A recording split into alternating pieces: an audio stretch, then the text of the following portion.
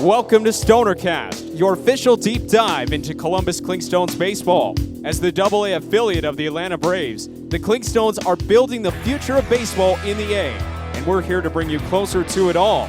Get the inside look at what makes this team and this community so special. This is StonerCast. Here's your hosts, Ricky and Dave.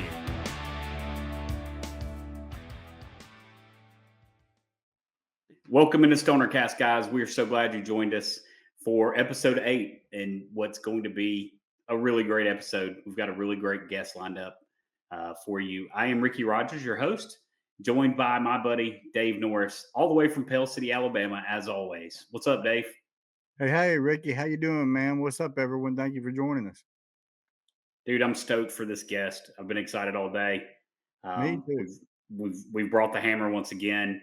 And I'm so excited to see this show grow daily. I'm looking at the metrics daily. They're growing with each and every episode. I think this one's going to kind of pop for us a little bit. We've got a great guest that we're going to bring on stage here in just a moment. But how can you help us? You can like, subscribe, and share. Look down there. Check it out. Make sure you mash those buttons. That helps us more than anything. Helps us get the numbers up where we need them to be for the platforms, so that we are able to be pushed out to baseball fans. We don't want to be just centered around Clingstones fans. We want to be all across Braves country. So, Dave, I'm too excited, man. I think we just ought to go ahead and bring our guest up. Let's do it, man. I'm excited too. StonerCast listeners, viewers, please welcome Lucas Braun to StonerCast. Hey, Lucas. Hey, guys. It's great to be here. Thanks for having me. Hey, Lucas. Glad to have you, man. Thank you for joining us. Of course. We're super excited to have you on. We kind of had a list of guys we wanted to have on the show when we first started, and you were at the very top of that list. So we're excited to have you. We're just going to dive right into the questions. And I'm going to go into questions regarding your career and life in Columbus in just a minute. But first, I do want to say congratulations to you and Jordan on your engagement. Thank you. Thank you. You know, having had the pleasure of meeting and talking to Jordan a few times, I think you picked yourself a winner. So, besides the engagement, what have you guys been up to this offseason? Just hanging around. I mean, it was a long season for both of us. I mean, and so first few weeks, we just kind of rested and just hung out and just put our feet up and, did nothing for a while, but I'm starting to throw and work out a little bit again. So, and now that, we're engaged, she's all up in the wedding planning stuff, and she's gung ho, and she just took off as soon as I popped the question. All right. Well, I mean, and when I posted in our groups that you were coming on, people had obviously seen the post about you guys being engaged. And that was the first couple of comments was like, congratulations, tell them congratulations. So, and we'll get to that when we get to the fan questions. Some well wishes from some folks you guys may remember from Columbus. So, yeah. Now we'll get to the nitty gritty. This season, it's no big secret that you struggled a little bit early, only really in terms of giving up the long ball. Right. During your time in Columbus, you gave up a total of 19 homers, with 15 of those between April and June. After the break, though, I mean, you were lights out. You only gave up 4 after that. What kind of adjustment did you make to have such a great improvement, particularly with that stat line? I would say it was mostly probably a little bit more better sequencing. I know in the first part of the year, I was, experimenting with, my new 6-pitch mix in a full season for the first time, and, figuring out what worked and what didn't. And yeah, I left a fair number of pitches in the middle of the plate, which, it's easy to hit it when it's, right down the middle. But, yeah, I would say it was definitely for the best. I mean, I was able to, adjust, and it's not like I felt like I was losing command or losing my, myself, but yeah, it just made a little bit of adjustment in sequencing and maybe more intent with some of the pitches I was throwing in certain counts. And I also feel like whenever I see a certain lineup more than once, I adjust better. That's just me. I feel like in the few times I've thrown, twice in the same week against the same team, I've always, come out a little bit better the second time around. So I think it could have just been me adjusting to the hitters more than or better than they were adjusting to me in my, continued growth. So yeah, I just, kind of And turned. I do want to say, don't get me wrong. I mean, you didn't struggle early on. You struggled giving up the long ball, but I mean, you were still pretty dominant. You were getting your strikeouts, throwing beautiful pitches. So, it was that wasn't a knock on you. That was the only area I think that you really had struggles in. So it was really good to see you come back after the break and just dominate. I mean, I was just happy I didn't give up 20. Absolutely. There you go. Lucas, I'm gonna go back in time a little bit. I'm gonna jump back to high school when you played for Palisades Charter High. You posted some off the charts numbers, man. You had 119 Ks in just 82 innings pitched, only 19 walks, a .85 ERA, and a ridiculously low 185 batting average to opposing hitters, which is crazy to me because in high school people hit 400 regularly. That's like 112 in the majors or something. What do you think? I mean, what do you feel made you so dominant against your competition that season?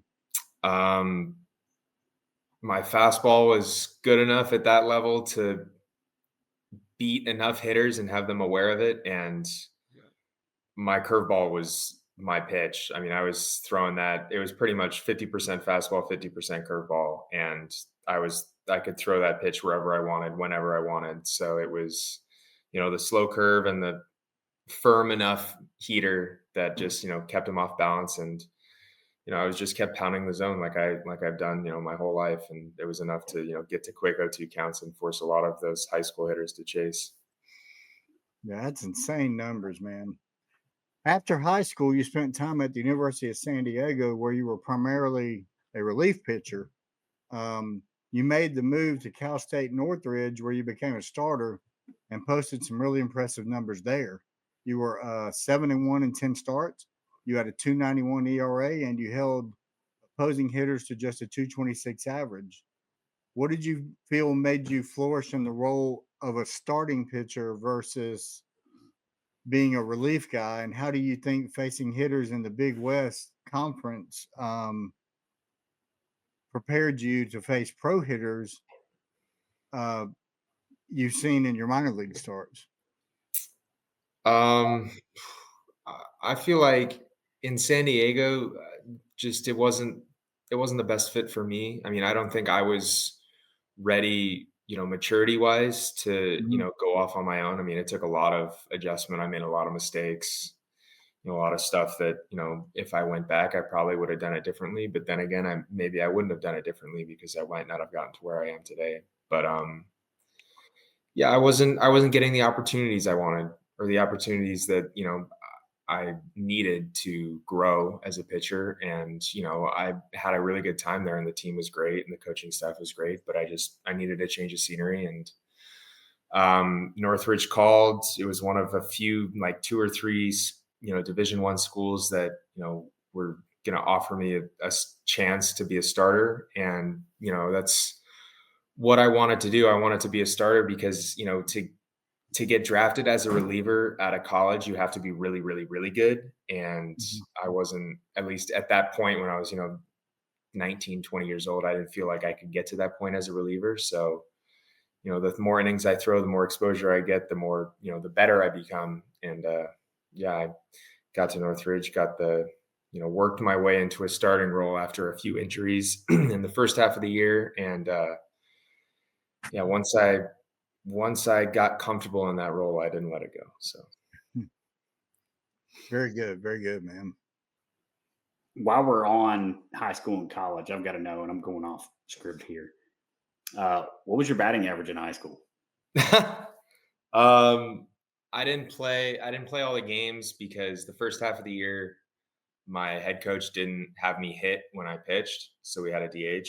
But about halfway through the year, I was hitting really well when I wasn't pitching, and so he started to hit me while I pitched, and so I think I finished the year with like a it might have been 420 batting average, but I had no juice.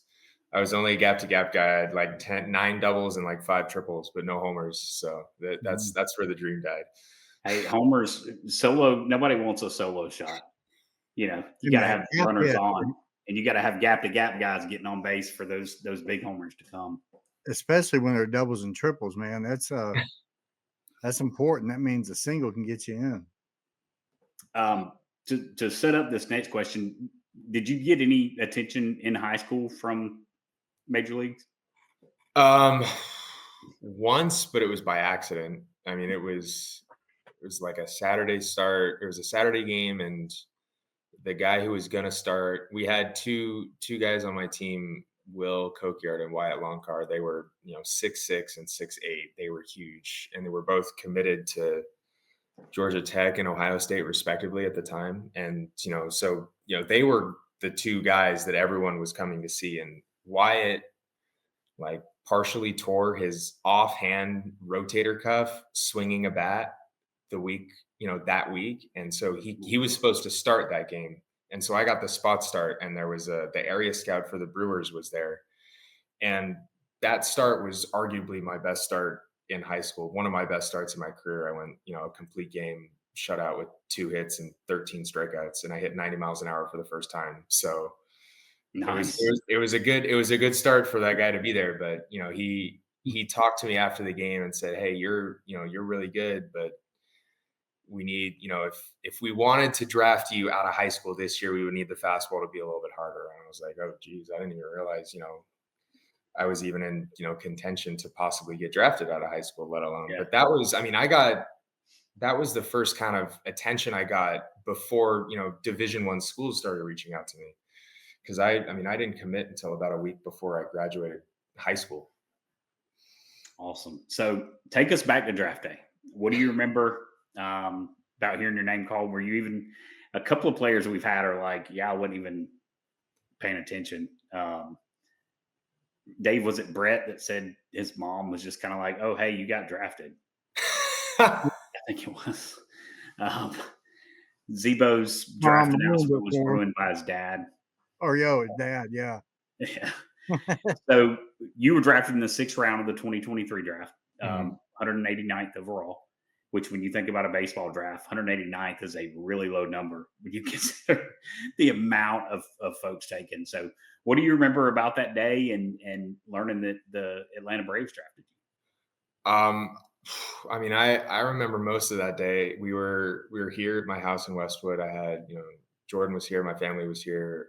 2 of my closest friends were here.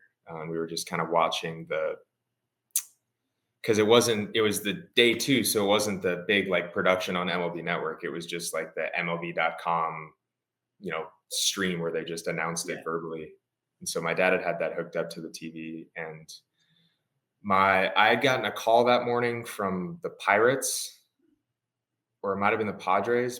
I think it was the Pirates, because I had never heard from the Pirates, and they were like, "Yeah, just be aware, we may take you today." I was like, "Okay, awesome." I had no real expectations of what team wanted me. I didn't, the Braves were not even, on my radar. They had stayed pretty quiet. I did a mini interview with them over Zoom, but that was a week before the draft, and that was the only real interaction I had with the organization.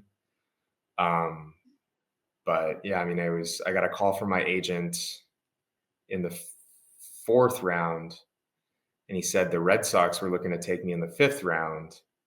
And I was like, "Oh, sweet." And then the Red Sox guy, while I was kind of frozen, gonna say yes or no, the Red Sox guy said, "You know what? We're going to go to a different direction," and just hung up the phone. I was like, "Wow. All right, sick." So that's how this is going. Wow. But I think they ended up taking Connolly early with that pick. So that's, it was a pick well spent regardless. Yeah. But yeah, and then about 15 minutes later, my agent called me again and said, the Braves are on the line. They're going to offer you just a little bit over slot. And I said yes so fast to make sure that you didn't have any time to back out. Yeah. But yeah, I mean, I was pleasantly surprised. I'd hoped I was going to go in the top 10 rounds. That's what I was just assuming based on, the conversations that I had had with organizations and how much attention I had gotten and, my numbers that year and what, I'd heard.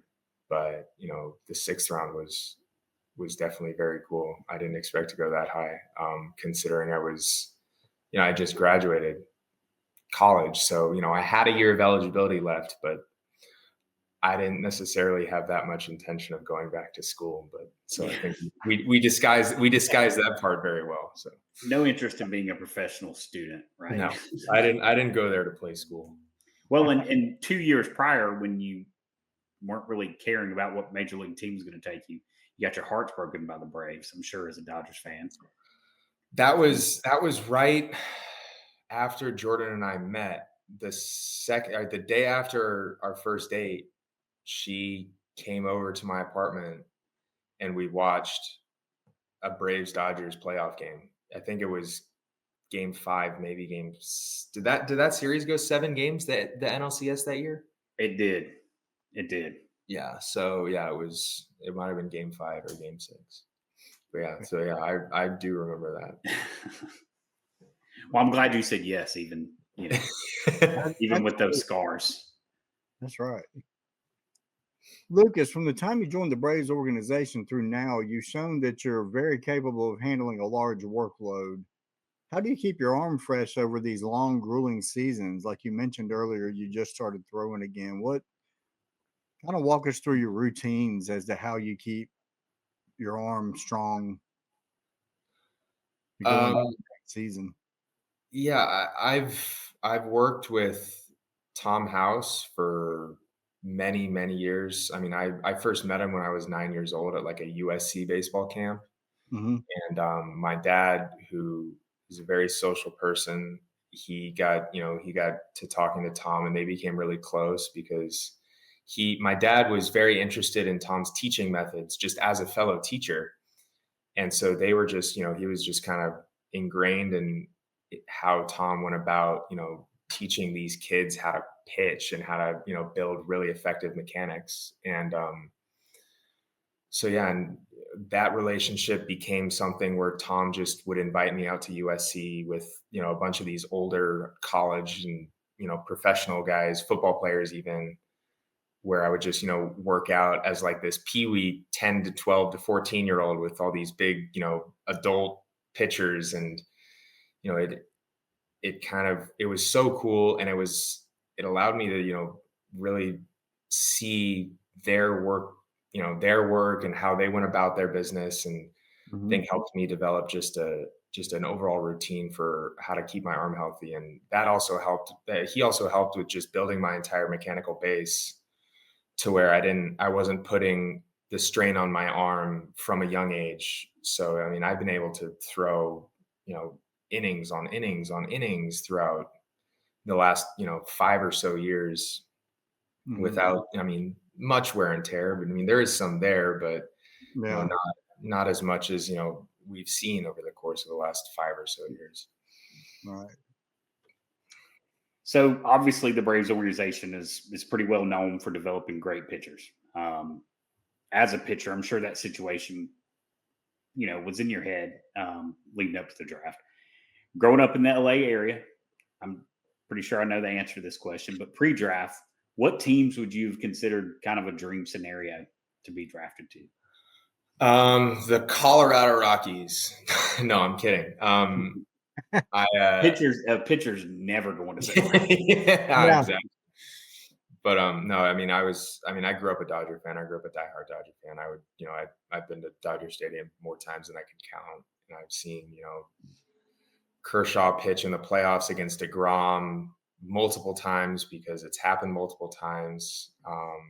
But yeah, I mean, the Dodgers would have been the best. I mean, if I got drafted by the Dodgers, I knew that it would have been a long road because of how good they are, but I wouldn't have cared because, it's the Dodgers and I grew up a Dodger fan. But I mean, the Braves, when I really, went down and thought about it after I had been drafted, I was so happy with the Braves. I mean, it was probably would have been my second pick if I'd really gone and thought about it because of just how they run the organization and how, they're so committed to, their goals and to winning, and they're, really good.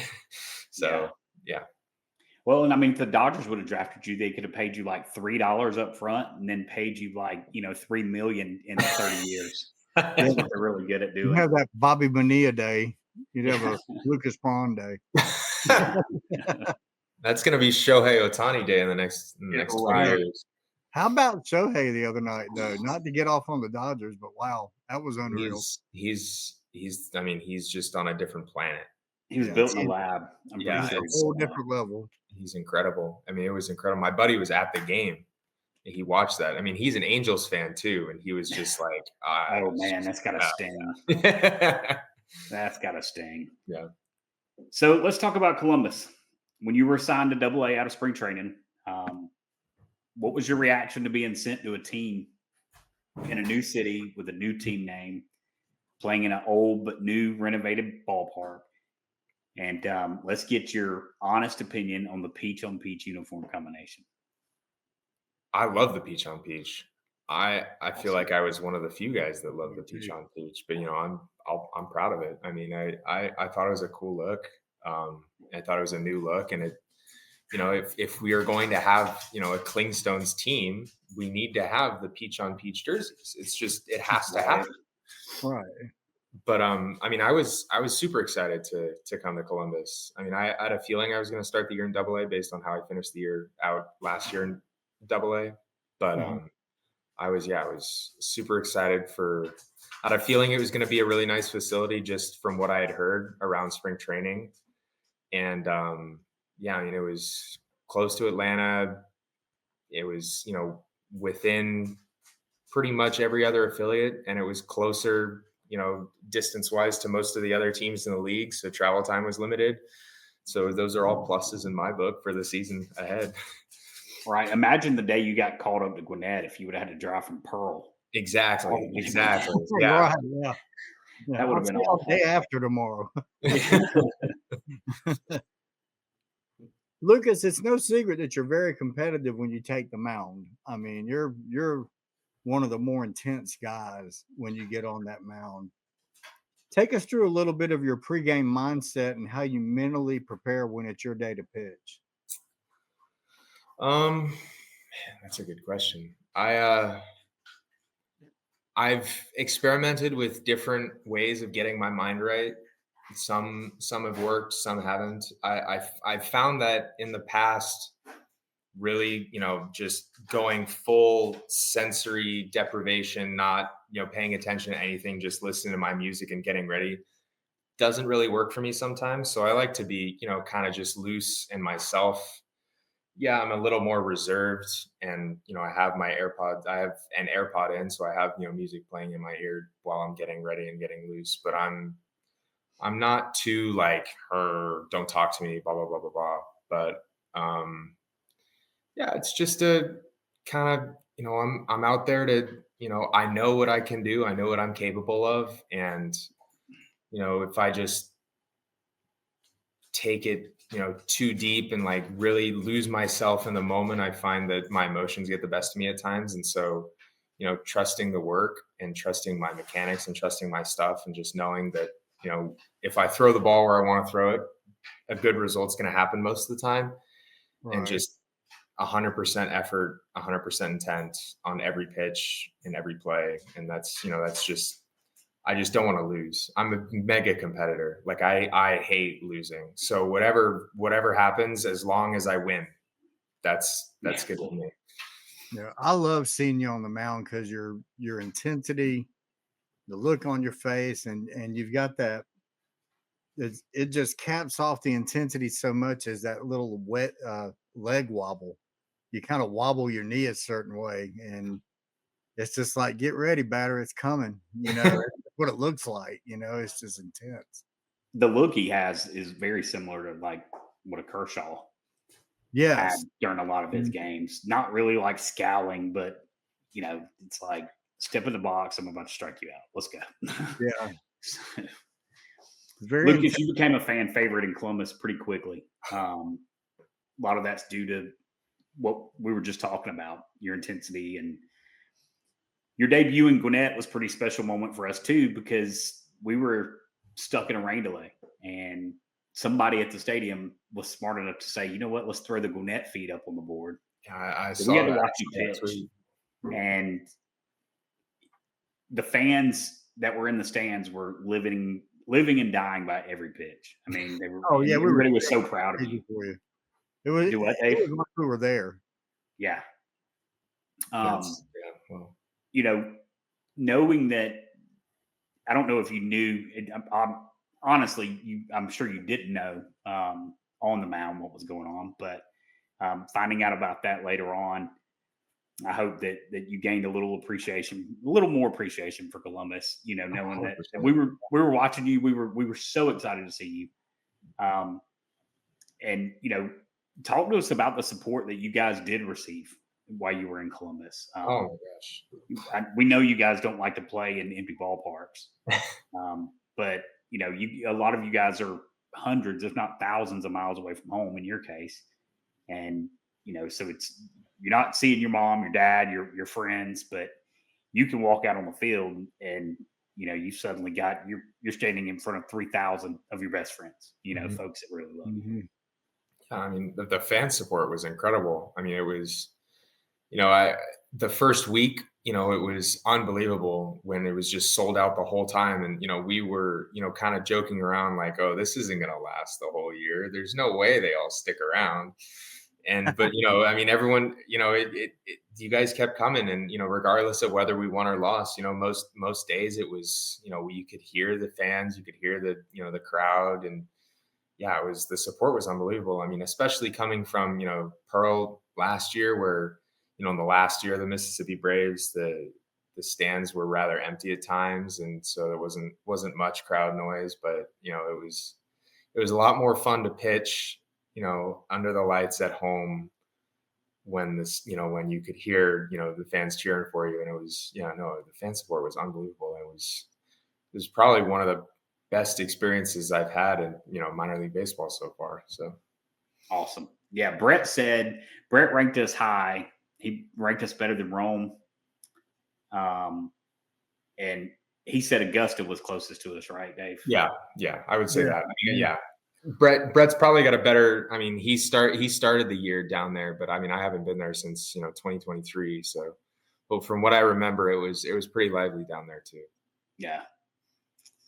Well, that's kind of all the main portion of our interview questions. We're going to move into the fan submitted questions. And with each episode, we try to announce, with a couple of days notice, hey guys, we're going to have this guest on, ask him some questions. And we've gotten some really good support from folks on it. And this one, it's Patricia Fisher, who is a usher at Synovus Park. Oh, one of my absolute favorites. She always sends in like 4 questions, and I think her intention is for me to ask like one of the 4, but I always ask all 4 because I love her. The first thing she said was, congratulations on your engagement and for your call up to Gwinnett. We're very proud of you. Thank you. And first is, have you always skipped over the first baseline when you're heading to the mound? And if not, when did you start doing it? I haven't always done it. I think I started doing it in my senior year, my last year at Northridge. I was the Friday guy, and I'd seen a bunch of these pitchers, have their own, little routines as they head out to the mound every inning, and I was like, ooh, that's cool. I'm going to come up with one. And so I just the first game of the season, I kind of just walked out there and I did a little hop, skip, and a jump over the line. I was like, oh, that was fun. I'm going to do this every time now. So no real reason, Tricia, other than it's fun. Yeah. Her next question is, was there a reason why or how did you develop the particular pitching routine where you bend forward before you throw? That started actually in the middle of this year. It's actually towards the end of this year. The first part of the year, I would always come set like way up high, and then I bring it down, kind of like Kershaw. But it would allow me, to disguise what pitch I was trying to get to. But once I'd heard some whispers about, teams being able to pick up my changeup from second base, especially my changeup, but, perhaps other pitches. And so I quickly made a change, and I was like, well, if I do, I was thinking more along the lines of a Walker Buehler type deal where he kind of just like crouches down and then comes back up. But I was like, I don't really want to do a squat every time I come set. Yeah. So I just kind of did a thing where I like bent over and like found the grip, and I came back up, and I was like, felt good, felt reasonable. And I felt like I wasn't, hiding any, or wasn't hurting my own mechanics and my own setup in any way. And yeah, I mean, I feel like once I started to do that, that was when I really started to pitch well towards the end of the year. So maybe there's something to that. Maybe so. I'm Is there actually a happy she particular? noticed- Go I'm do actually what, happy Dave? you noticed that, because I actually asked you about that, Lucas. If you remember, before a game, you may not remember, but I asked you. I noticed you've been bending over, and you explained to me the exact same thing. Yeah. I do remember that. That was in Montgomery, no? Yeah. It was.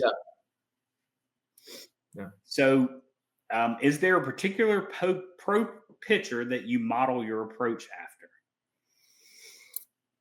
I wouldn't say any particular one. I mean, I look at a lot of pitchers. I mean, I've been watching the playoffs, pretty religiously this season, and a lot of the guys that aren't necessarily blowing up the radar gun, I really focus on, because I kind of feel like that's where my little way in is.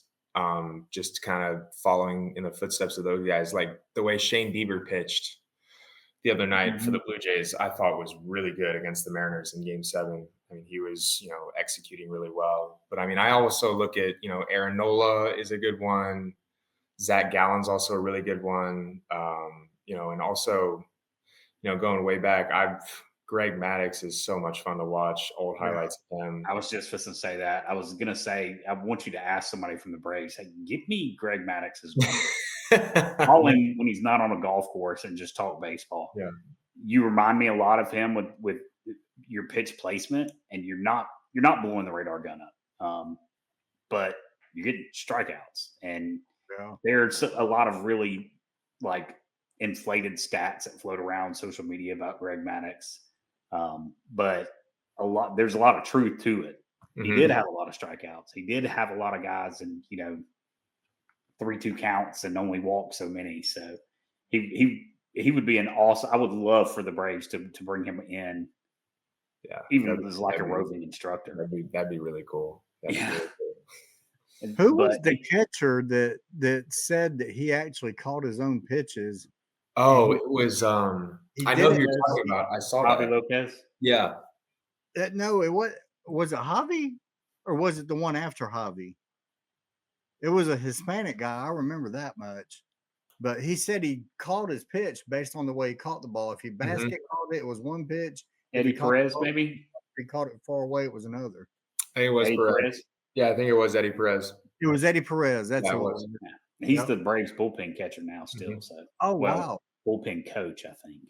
Yeah, I didn't know that. Anyway, Patricia's last question is, if you could wear any jersey number for the remainder of your career, what number would it be?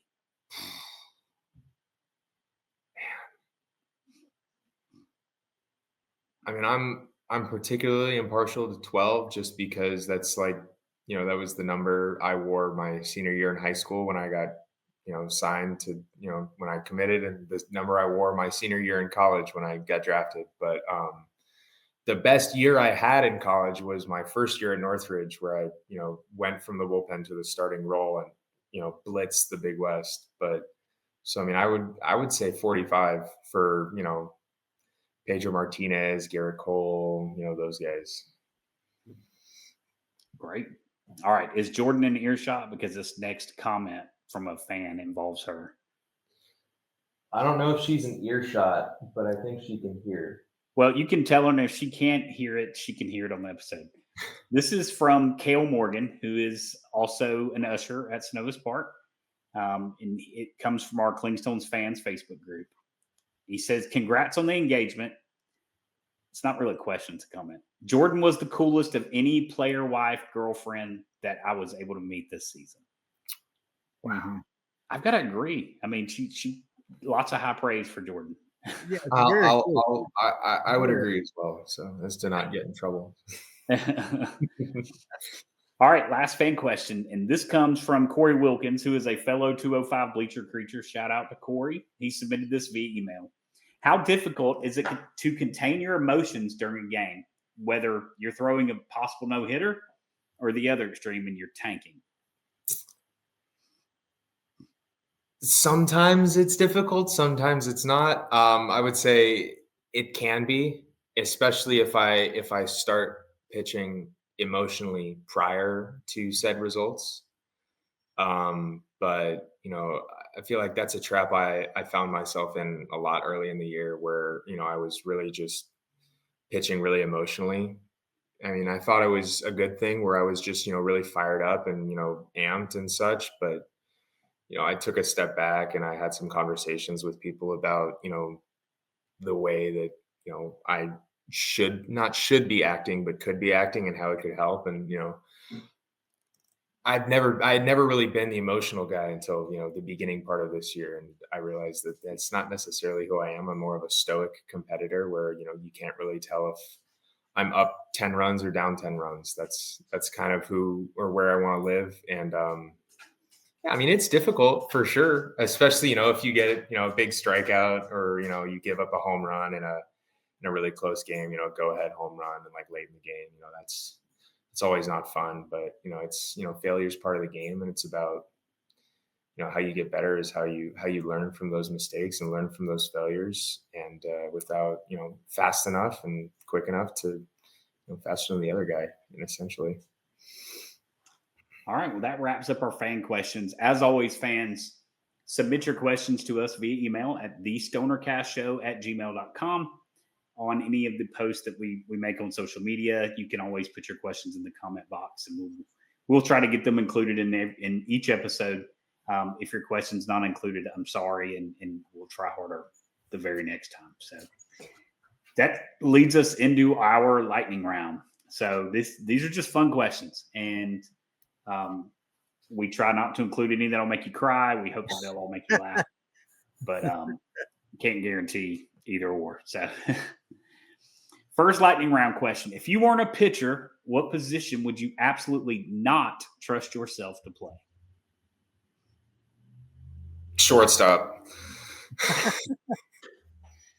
You can't be the quarterback of the infield, huh?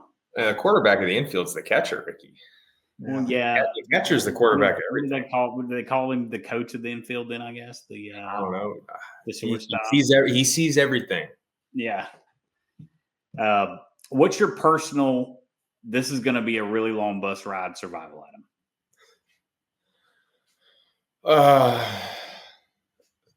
A charger. There you go. There you go. Which of your Clingstones teammates would survive the longest on a deserted island? Oh gosh, let me think. It's got to be one of the ones that can hunt, right? Yeah, I'm Harper, Landon Harper. Good call. We're actually going to have Landon on soon. So, you tell him I said that he'd be the one to survive. I got you. I will absolutely do that. Brett, the day we interviewed Brett, he was like putting deer stands up for hunting season. So, I had you peg for that one. Yeah. Who's more intimidating, a cleanup hitter or Jordan when you forget to text her back? Jordan. Awesome. Great answer. Great answer. Your dad is an acclaimed documentary filmmaker. If he decided to make a documentary about your baseball career, what would the title be, and who is playing Lucas Braun? Oh gosh. I mean, does it have to be like a current actor, or can I pull any actor from any age? You can pull any actor, any age. All right, I'm definitely pulling young Ryan Gosling from Remember the Titans to play me. Sunshine. There you go. No, he wasn't Sunshine. He was just a different guy. Sunshine was a different actor. Yeah, you're right. Sunshine was the Southern California quarterback. Yeah.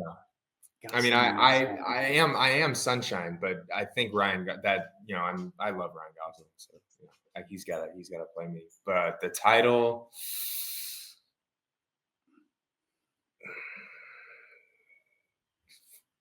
oh gosh, I don't know. I honestly don't know. the work he's done on titles of the 3 documentaries I've read most about are, I mean, really good titles. Really good titles. He come up with a better title than me. Let's just say Brains and Brawn.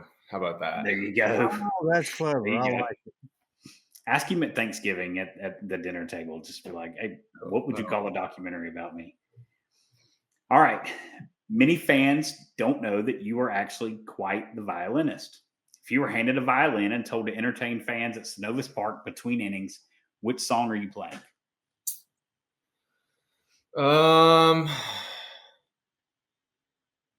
Maybe the Pirates of the Caribbean theme.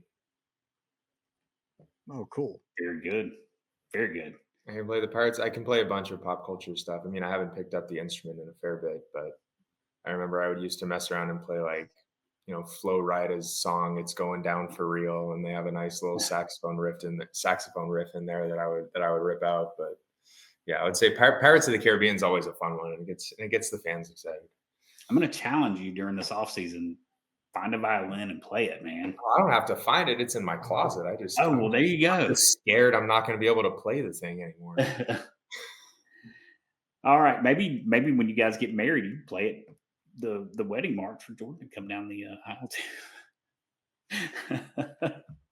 Hey, you can play that, and we can have a run like Captain Jack Sparrow contest. All right, this is our last multi-part question for lightning round, and we've asked some of your teammates who have appeared on Stoner Cast to award superlative style awards for a few teammates. I'm going to call out an award, and I want you to say the first name of a teammate that pops into your head. Okay. Most likely to be called up to a boy band. Ooh. Me. You? Yeah, the blonde California kid. I could see that. He's probably going to answer himself to this one too. Best hair. Oh gosh. Hayden Harris. There you go. I defer to the longer blonde hair. All right. Most likely to be the clubhouse philosopher. Oh gosh. Clubhouse philosopher. I wouldn't say Zebo's a philosopher, but Chandler Siegel. All right. Most likely to go viral on TikTok. Oh, it's definitely Zebo. Definitely Zebo. All right. Last one. Who is most likely to practice their double celly in the mirror? EJ Exposito. Yeah, I can totally see that. I was kind of thinking maybe you were going to say Kevin Kilpatrick. I was between the two, but Yeah. EJ's got more elaborate dance moves that he whips out. So, well, Lucas, thank you so much for joining us.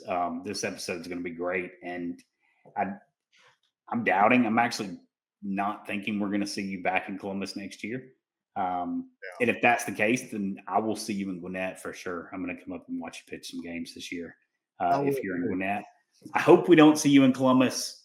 I kind of hope we see you in Columbus. It's tough for minor league fans, man. You can never get attached to like players because the goal is to get up and out, right? Yeah. I'm a big fan of the development. That's what I try to focus on is we're seeing people develop, get better, and, hopefully see them in the major leagues one day. Yeah, absolutely. I mean, it was great to be here, guys. I mean, I had a lot of fun, and looking forward to hopefully seeing you guys at least in Gwinnett next year. I mean, I would love to see you guys in Columbus, but let's shoot for Gwinnett first. Shoot for Gwinnett. Gwinett's not far. If you want to see us in Columbus, just make a drive. Yeah, I'll just drive over. Yeah. So thank you again for coming on, man. You killed it. Great answers, and I think this interview is going to be one for the books. Awesome. Thanks, guys. Appreciate it. All right, everybody, Lucas Braun. And he's not big on social media, so I'm not going to really tell him to shout out his social handles. But look him up. Go on YouTube and search his name with the word violin by it. Oh, gosh. You can see him in action. He's really good. So 13 years old. Yeah, winning competitions though. I know, man. You were killing it, dude. Absolutely, really. And you weren't playing easy stuff either. No, there's no way. So, again, thanks so much, Lucas, and we will talk to you again soon. Awesome. Thanks, guys. Enjoy the rest of the off season. I will. We will. All righty. There it is, y'all. Lucas Braun, man, we were so blessed to have him on. Dave is fighting through some back pain today. He's sitting kind of taut, and so if you're watching and wondering why he's with his shoulders up, that's why. Thank you for staying strong and being able to get on and do this interview with us. So I wouldn't have missed it for the world. I love Lucas, man. He's a great guy. He's a great pitcher, and that was an honor to be able to interview him along with the other players we've done. So I was really excited to do that. He's I looked up some of the stats today, and MLB.com has his ETA date as 2026, and I personally think that we very well could see him suit up for the Braves next year, and that's gonna be a great day to watch that happen. Feel just as warm and fuzzy as you did when Hayden Harris made it. Yeah. I mean, it's like I said earlier, I believe that there's going to be changes with the Braves, and I think a lot of that is going to happen with the pitchers. So we may see a few of these guys get caught up, and we may see some young guns again. That'll be exciting. Absolutely. So, all right, Dave, man. Again, as always, y'all like, subscribe, and share. Check it out down below. Mash those buttons.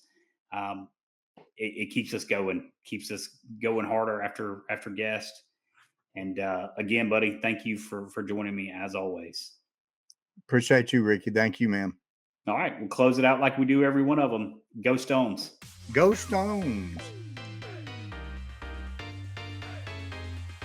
Thanks for tuning in to StonerCast, your inside look into Columbus Clingstones baseball. Please like, subscribe, and share to stay connected as we bring you closer to the Stones.